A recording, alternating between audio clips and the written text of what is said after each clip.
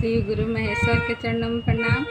मैया भवानी के चरणों में प्रणाम। सभी देवी देवताओं के चरणों में प्रणाम। हरेंद्र भैया के चरणों में प्रणाम। माँ मेरा प्रणाम स्वीकार करी है महेश्वर गुरु। सुनी जा दीदी, आज हम एक ठो कथा सुनाए जातनी। देखी जा, एक ठो बूढ़ी औरत रही। जब चर्चा कहीं भी होके चर्चा सुने जात रही। हर जगह जहाँ भी चर्चा होगी तहाँ चर्चा में चल दिहन कही हन के ए शिव गुरु, हमार लड़का के नौकरी लाग जी न तो हमहूँ चर्चा कराई। तो फिर जहाँ भी जा होत रहे चर्चा तहाँ जात रही। फिर उनकर लड़का के नौकरी भी लाग गई शिव गुरु के दया से। तब अब उनकर लड़का के नौकरी लाग गई तो अपन माँ से कहलन, माँ हम पैसा जब भेजम तोहार खाता में भेजम कि अपन पत्नी के खाता में भेजम।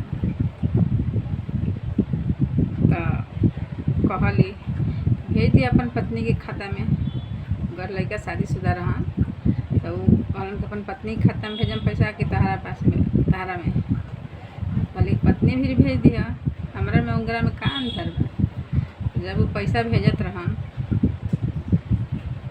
पैसा बार बार भेजत रहन, उनका पत्नी लेके अपने पास रख लेत रही। सब अपन माई के भेज देत रही माँ के पास। जब सास कहत रही कि बहू पैसा बेटा भेजले बड़न तवन द हमरा चर्चा करावे के बा, तो ना वो कहाँ पैसा भेजतन, तो पैसे नहीं खन भेजते।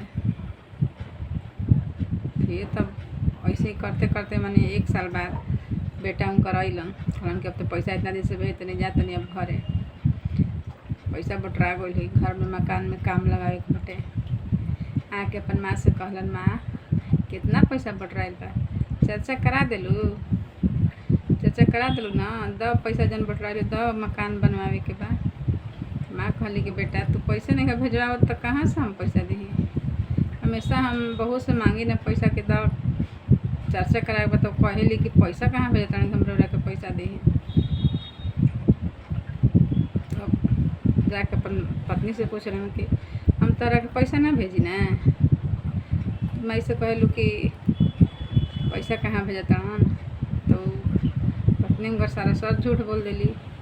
कहतड़ी कि कैसन रौर माई बड़ी जी, जब पैसा रौरा दी ना सब रौर माइए के ले के दे दी ना। आ कहतड़ी कि हमरा के पैसा नहीं खन दे, पैसा नहीं खुद ले। अपन सास के झूठा साबित कर देली। तो फिर अब तो लड़का सब समझ गई कि हमार माँ झूठ ना बोल सके हम। लड़का कलश चुप हो गया।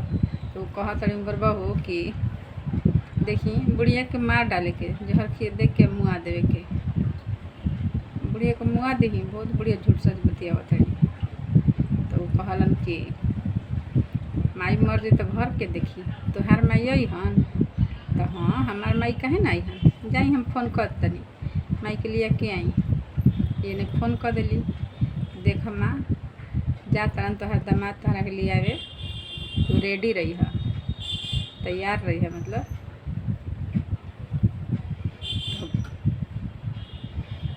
अब तुमको सास खुश रही पूरा कि हमार बेटी हमेशा पैसा इतना पार्सल करती है भेजती है। तब दामाद आवते बन लिया अब जाए तो जाओ और बढ़िया बढ़िया रह के खाए के सुविधा सब पैसा के सब ठीक और हो जी। तैयार हो गई, कहते ठीक बा भेजा दामाद के हम आवत नहीं। गैलन सास चल दिली, तैयार रही। तो फिर रास्ता में कहलन कि देखी हमरा गांव के एगो सिस्टम हटे, वो सिस्टम रोरा के निभावे के पड़ी। जे हमरा गांव के सिस्टम है कि जौन समधिन के खाना मिलेला रोरा अपना समधिन के दे दूँ, जौन रोरा के खाना मिली। आज जहाँ रौरा सुते के बा तहाँ अपन समधिन के सुता दें। ये हमारे गांव के सिस्टम हटे। अपन खाना रौरा समधिन के दे दें, समधिन के खाना रौरा खा लें। जहाँ सुते के बा तहाँ समधिन के सुता दें, समधिन के जहाँ सुते के बा तहाँ रौरा सुत जाए। अब कैसनो जीव लागी तो कोई से बतावे के नहीं खे कि हमारा हई भेल बा भेल बा, तो सब कोई हंसे लगी। देखा आज अली आज इनकर बीमारी हो गई का हो गई। तो कहत ना जी हम कोनो बीमारी है बनी, हम कोई से ना कुछ कहम, हम तो एकदम बढ़िया बनी। अब तो समझा के लैले रहन अली आई हाली हाली अपन सास के मारे जहर घोर के दे देली दूध में पिए के।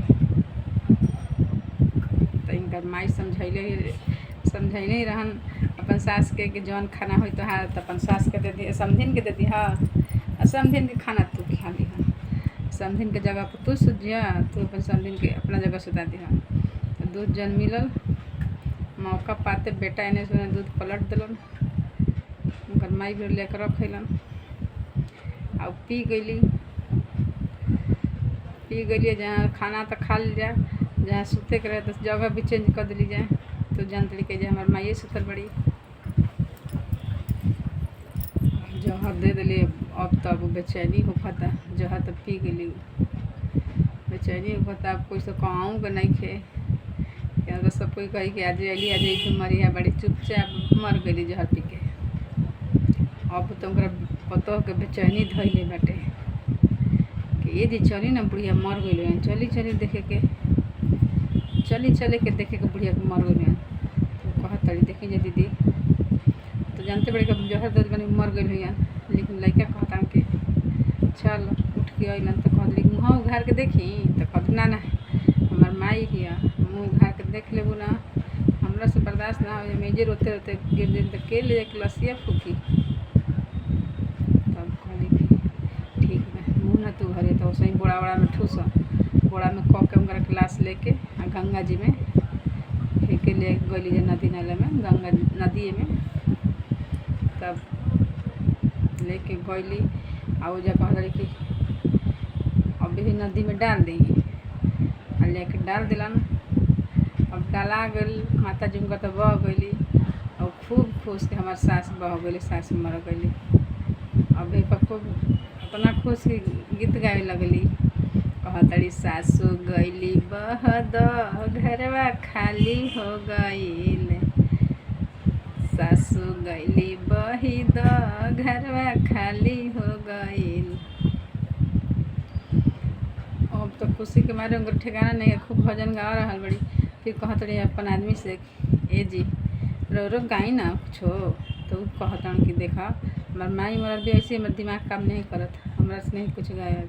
अरे कुछ गाई ना जी, बुढ़िया गईली मर गईली हमार घर खाली हो गई।